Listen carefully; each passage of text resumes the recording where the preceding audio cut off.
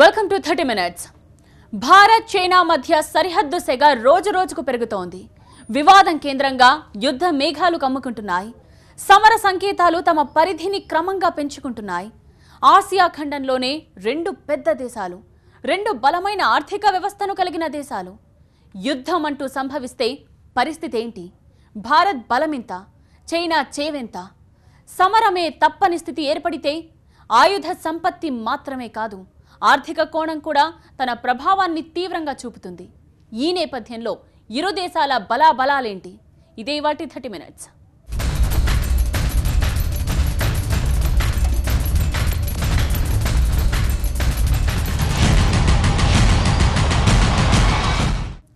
భారత్ ఎదుగుదలను చూసి తట్టుకోలేక ఇప్పటిదాకా డ్రాగన్ కంట్రీ పన్నుతూ వచ్చిన కుట్రలన్నీ ఒకెత్తు. మన ఇరుగు పొరుగు దేశాలను రెచ్చగొట్టడం, మనల్ని ఏకాకి చేసే ప్రయత్నం చేయడం, ఈ తరహాలో చైనా కుతంత్రాలు సాగుతూ వచ్చాయి. ఇప్పుడు డ్రాగన్ మరింతగా తెగబడుతోంది. మన భూభాగంలోకి చొచ్చుకొచ్చే ప్రయత్నాలకు పదును పెడుతోంది. ఈ నేపథ్యం చుట్టూ రగులుతోన్న వాతావరణం వార్ దిశగా పరిణామాలకు చోటిస్తోంది. మరి వార్ మొదలైతే our area. Yeah. This is not your bloody area. This is not your area. No. This is our area. This is our area. And you are doing recce, patrolling your area. So many people, only 10 people can do. 10 people can do recce. 10 people can do patrolling. Why so many? Why so many? I have brought so many soldiers. Sikkim సరిహద్దుల్లోని Doklam ప్రాంతాల్లో China ఎంతగా పేటరేగిపోతుందో చూశారుగా. మన భూభాగాల్లోకి చొచ్చుకు రావడానికి red army చేస్తున్న కుట్రను సరిహద్దుల్లో తరచుగా చెలరేగే ఉద్రిక్తతగా చూడడానికి వీల్లేదు. సిక్కింను భారత్లో అంతర్భాగంగా గుర్తించడం మీద పునఃసమీక్ష చేస్తామనే దాకా చైనా పైత్యం చేరింది. సిక్కిం స్వాతంత్ర ఆకాంక్షకు మద్దతు తెలుపుతామని చైనా అధికార పత్రిక పీపుల్స్ డైలీ ప్రచురించడం డ్రాగన్ కంట్రీ పన్నుతోన్న కుట్రలకు అద్దం పడుతోంది. ఈ పరిణామాలన్నీ డోక్లాం ఏరియాలో చైనా ప్రదర్శిస్తున్న వక్రబుద్ధి వెనక కంటికి కనిపించిన కుట్రలు దాగున్నాయని స్పష్టం చేస్తున్నాయి. అందుకే వివాదం చుట్టూ యుద్ధ మేఘాలు కమ్ముకుంటున్నాయి.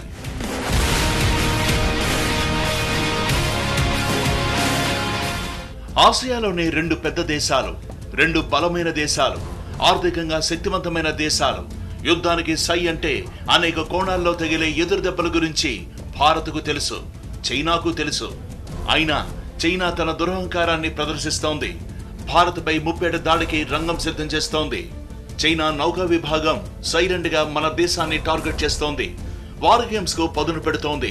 భారత్ను లక్ష్యంగా చేసుకుని చైనా 14 నేవీ వార్షిప్స్ ని సముద్ర జలాల్లోకి దించింది. ఎలాంటి పరిస్థితినైనా ఎదుర్కోవడానికి రెడీగా ఉన్న ఇండియా యుద్ధం దాకా వివాదాన్ని చైనా లాగితే తగిన బుద్ధి చెబుతామని తేల్చి చెబుతోంది. 1962 నాటి భారత్ కాదు ఇది అంటూ అరుణ్ జైట్లీ చేసిన వ్యాఖ్యలు అన్నిటికీ సిద్ధమని తేల్చి చెబుతున్నాయి.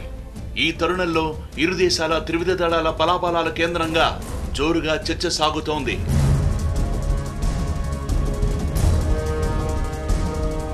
ప్రపంచంలోనే అతిపెద్ద ఆర్మీ చైనాది. భారత్ది 3వ అతిపెద్ద ఆర్మీ. చైనా ఆర్మీలో సైనికుల సంఖ్య 23 లక్షలు. భారత్ ఆర్మీలో సైనికుల సంఖ్య 14 లక్షలు. చైనాకు 2900 వార్ ఫైట్స్ ఉన్నాయి. భారత్కు 2000 వార్ ఫైట్స్ ఉన్నాయి. చైనాకు 9000 యుద్ధ ట్యాంకులుంటే భారత్కు 6000 యుద్ధ ట్యాంకులున్నాయి. చైనా వద్ద 1700 శతఘ్నులుంటే భారత్ దగ్గర 290 ఉన్నాయి. విమాన వాహక నౌకలు ఇరు దేశాల దగ్గర చెరొకటి ఉంది. ఇక జలాంతర్గాముల విషయానికొస్తే చైనా వద్ద 68 ఉంటే భారత్ వద్ద 14 ఉన్నాయి. భారత్ చైనాల సైనిక బలాబలాలను విశ్లేషించే క్రమంలో ఆర్మీని పెద్దగా పరిగణలోకి తీసుకోవలసిన అవసరం లేదు. భారత్ చైనాల మధ్య సరిహద్దు ప్రాంతాలన్నీ కొండలు, లోయలతో కూడినది. భారీగా సైన్యాన్ని లక్షల సంఖ్యలో తరలించడం కష్టం. పైగా దానివల్ల ప్రయోజనం ఉండదు. ప్రత్యర్థి దేశానికి చెందిన సైనికులకు శతఘ్నులతోనే అడ్డుకోవచ్చు. 1962 వార్లోనూ చైనా 80,000 మంది సైనికులతో దాడి చేస్తే భారత్ కేవలం 12,000 మంది సైనికులతోనూ వారిని నిలువరించగలిగింది. రాయబారాలు ఆప్ చేయడానికి చూసిన ఏ కారణం చేత అయినా గొడవలు జరిగితే సైన్యాలు రెండు సమానంగా ఉండినా ఇప్పుడు జరిగే యుద్ధాలు సైనికులతో జరగదు. విమానాలు, టెక్నాలజీతో జరుగుతుంది కాబట్టి మనం ఎవరు అడ్వాన్స్గా ఉన్నారో వాళ్ళే ముందల వస్తారు. ఒకవేళ ఇరు దేశాల మధ్య యుద్ధం తప్పని పరిస్థితి ఏర్పడితే అత్యంత కీలకం కాబోయేది సాగర్ యుద్ధమే. భారత వద్ద యుద్ధ విమాన వాహక నౌక ఒకటి ఉంది. అదే INS విక్రమాదిత్య. చైనా వద్ద కూడా యుద్ధ విమాన వాహక నౌక ఒకటే ఉంది. అది లియావోనింగ్. అలానే సబ్మెరైన్లు భారత్ కన్నా 3 రెట్లు చైనాకు ఎక్కువ ఉన్నాయి. అయితే హిందూ మహాసముద్రం మధ్యలో భారత్ ఉంది. దీంతో ఐరోపా, గల్ఫ్, ఆఫ్రికా దేశాల నుంచి చైనాకు చమురుతో సహా మరెలాంటి సరఫరాలు జరగకుండా భారత్ అడ్డుకునేందుకు వీలుంటుంది.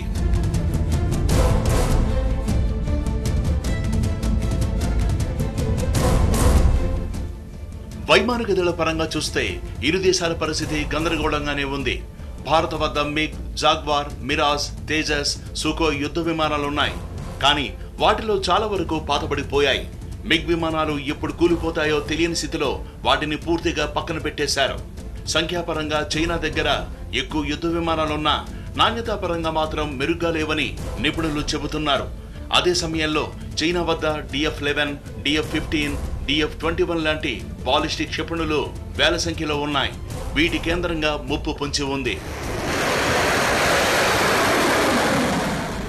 ఇరు దేశాల సైనిక బలాబలాల్ని పరిశీలించి చూస్తే డ్రాగన్ కంట్రీదే పైచేయిగా కనిపిస్తోంది.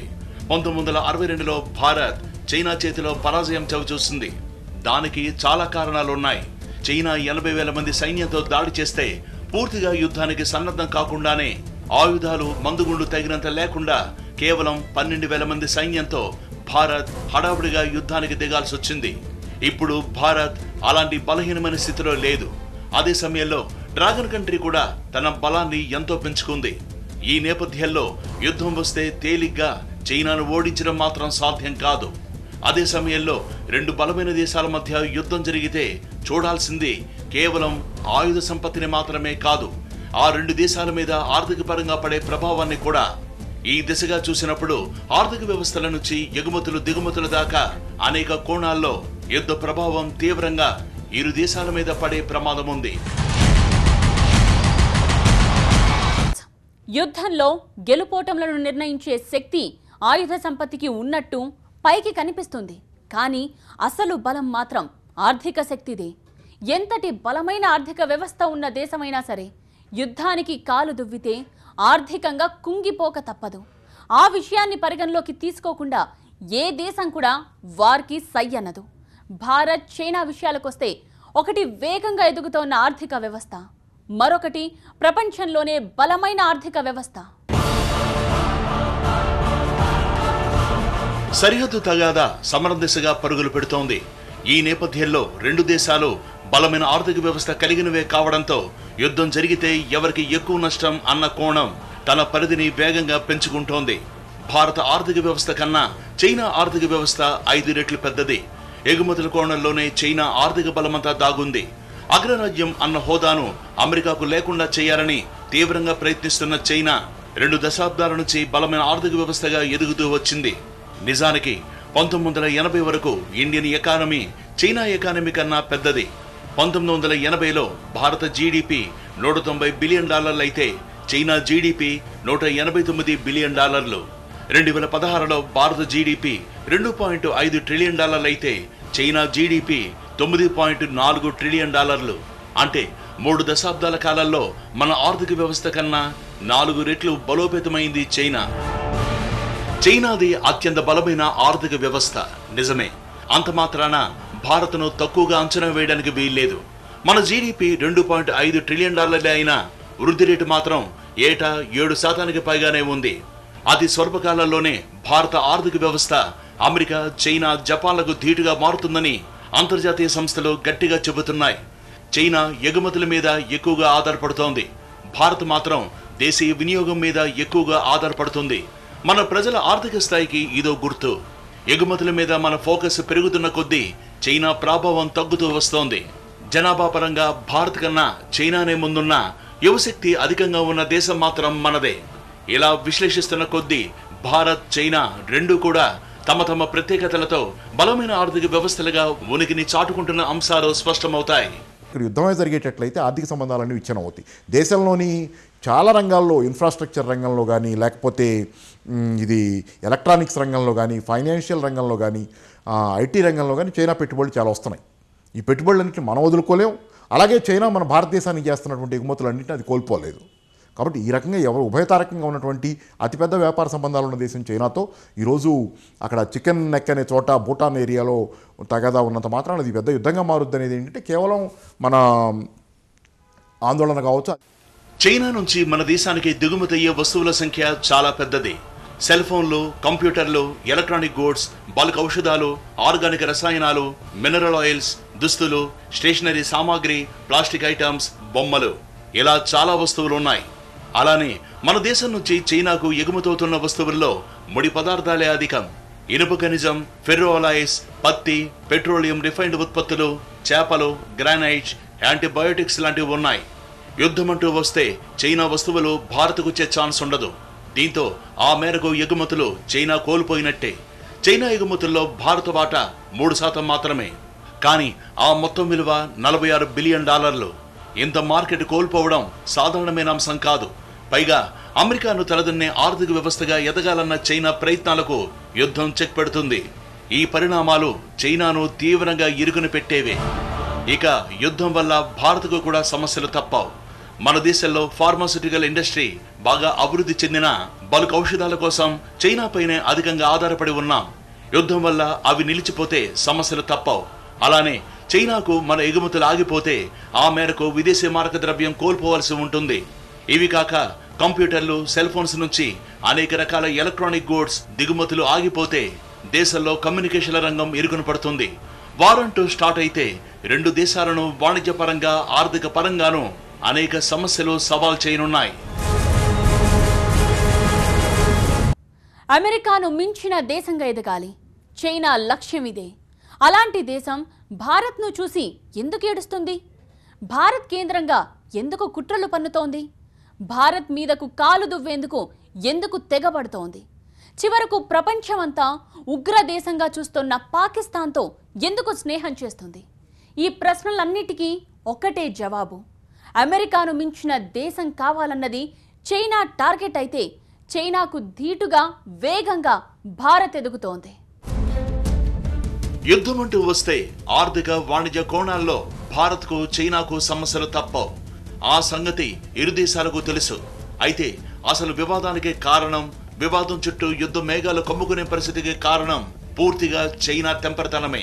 నిన్న మొన్నటిదాకా పాకిస్తాన్ వెనుకుండి భారత్కు వ్యతిరేకంగా కుట్రలు పన్నుతూ వచ్చిన డ్రాగన్ కంట్రీ ఇప్పుడు ప్రత్యక్షంగా భారత్ కయ్యానికి సై ఉంటోంది. కారణం వేగంగా వృద్ధి చెందుతోన్న భారత ఆర్థిక వ్యవస్థే. చైనా ఎగుమతులు ఆగిపోతే అమెరికా అల్లకల్లోలమైపోతుంది.